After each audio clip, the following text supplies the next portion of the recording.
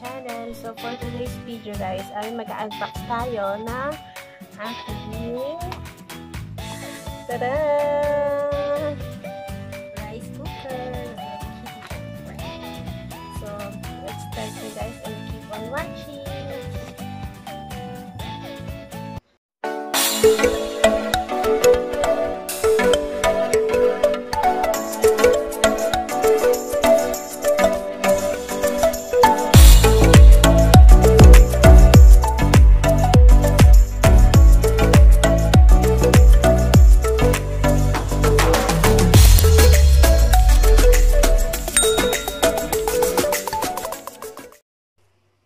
So, start tayo guys.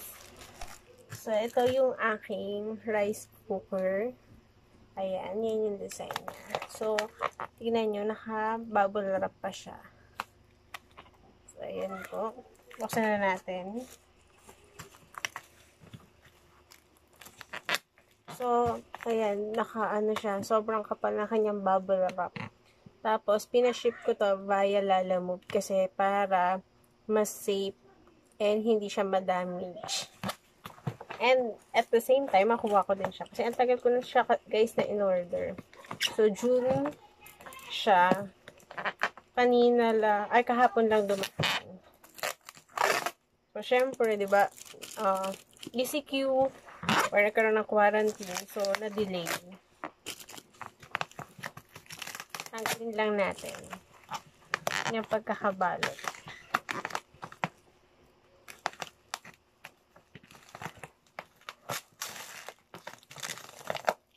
Napakakapal ng bubble wrap niya talaga. So, 3 layer ng bubble wrap.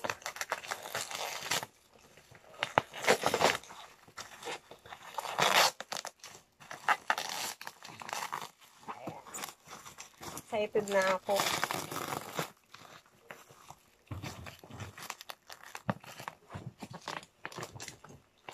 Hirap nga.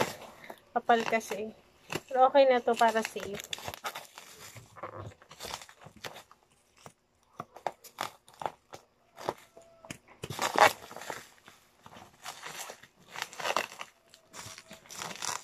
Ayan na.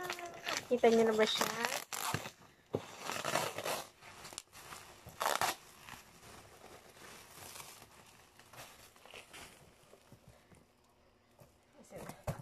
Ito na.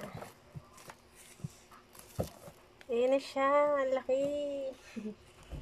Ang cute. Ito yung taas niya. Ito yung design ng taas.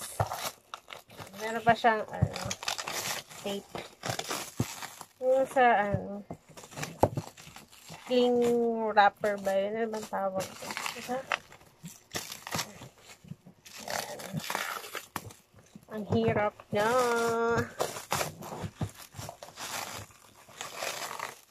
Ang dami niyang balot.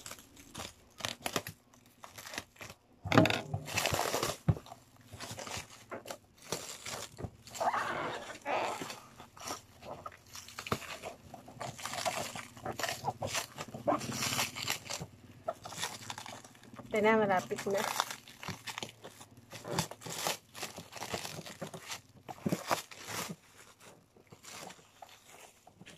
Yan na siya. So, ito yung box niya sa taas. So, nakalagay. So, Hello Kitty rice cooker with steamer. So, ibig sabihin, 2-in-1 siya. Pwede siyang rice cooker. Pwede mo siyang gawing pang-steaman. So, ayan.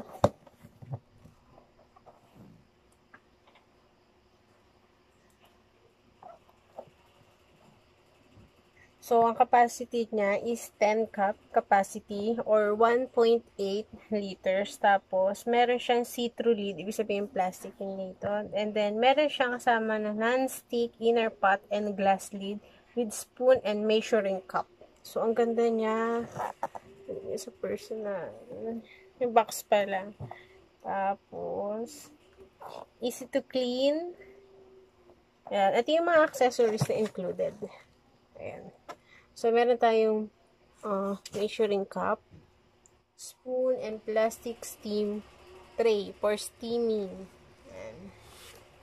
Tapos,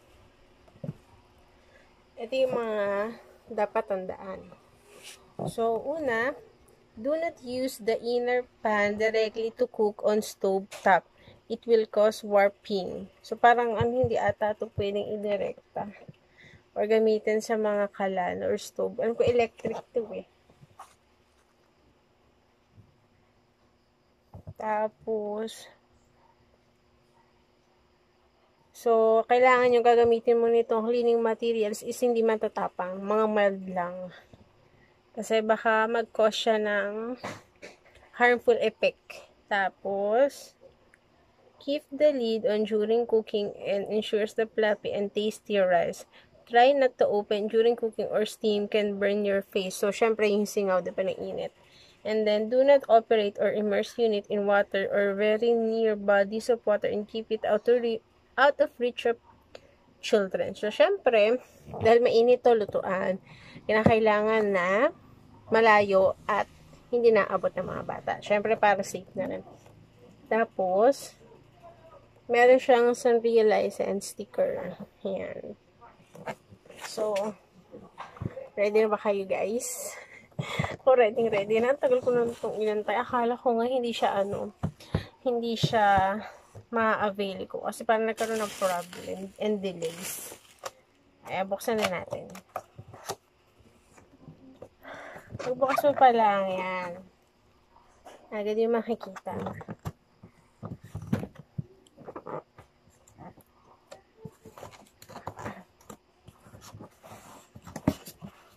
So, ito yung takip, yung lid.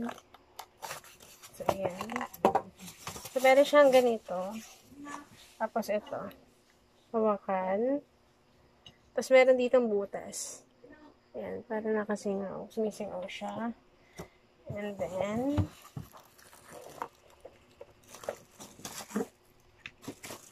ito na siya. Kaya natin ang takip. Ayan. Ang ganda. Kulay red. Tapos, ito yung sa pang-steam lagayan. And then, ito yung measuring cup. Ayan. Tapos, ito yung plug niya. Kabet. So, ayan.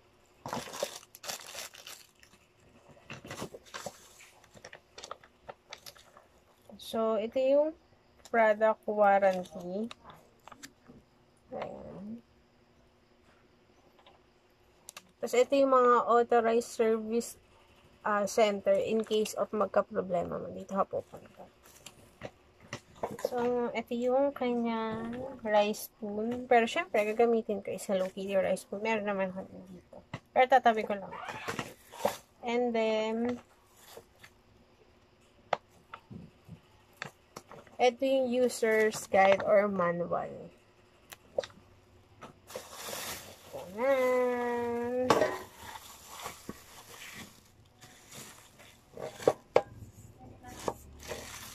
Ito yung lagayan ng rice cooker. Or yung rice. Ayan siya. Tapos dito, merong bantawag. Ay, ito pala. Ito. Merong sukat o measurement. Ayan.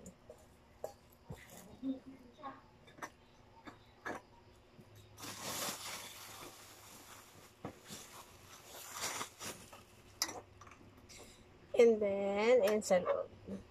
Ayan. So, first time kong gagamit ng rice cooker sa pagluluto. Kaya guys, no idea ako. Magpapaturo lang ako sa asawa kung paano. Kasi ang lutuan namin ng kanin is sa stove and sa ordinary na kaldero. So, ito yung saksakan niya. Dito siya. Tapos, ayan. Check natin kung may mga dents or yupe.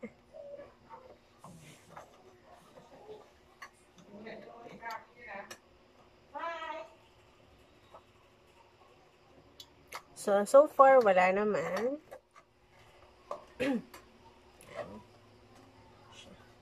Tapos, ito yung kanyang power button. On and off. Ayan siya. Alam ko pag magluluto ka na, ibababa mo ata to dito. Kasi iba nalilimutan ibaba to, kaya hindi nakakapagluto. Ayan. So, ayan siya. Assemble natin.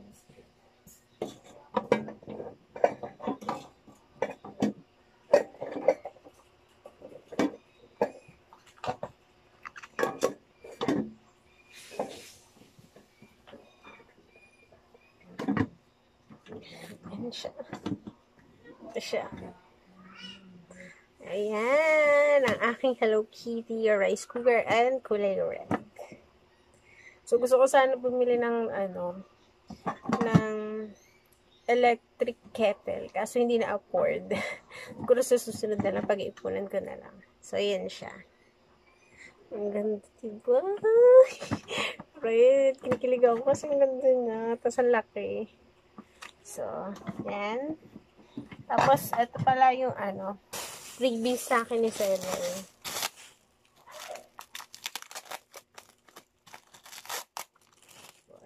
Buksan natin.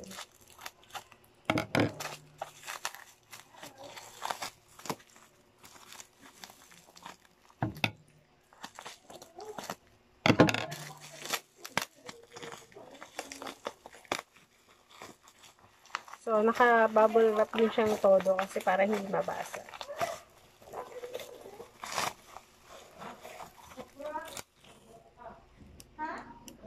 Ayan, ang ganda ng mug. Terno sa kulay ng aking rice cooker. So, yun yung design niya. Ganda and kulay red din. Ayan, additional collection sa aking mugs. Mga mugs and cup or coffee cup. So, matchy-matchy.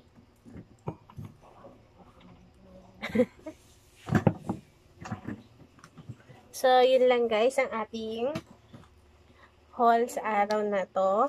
So, sana nag-enjoy kayo. And don't forget to subscribe, like, share, and click the notification bell button para updated kayo sa aking susunod na upload. So, yun lang guys. And thank you at pagsasaing pa ako. So, yun lang. Bye-bye. Ingat!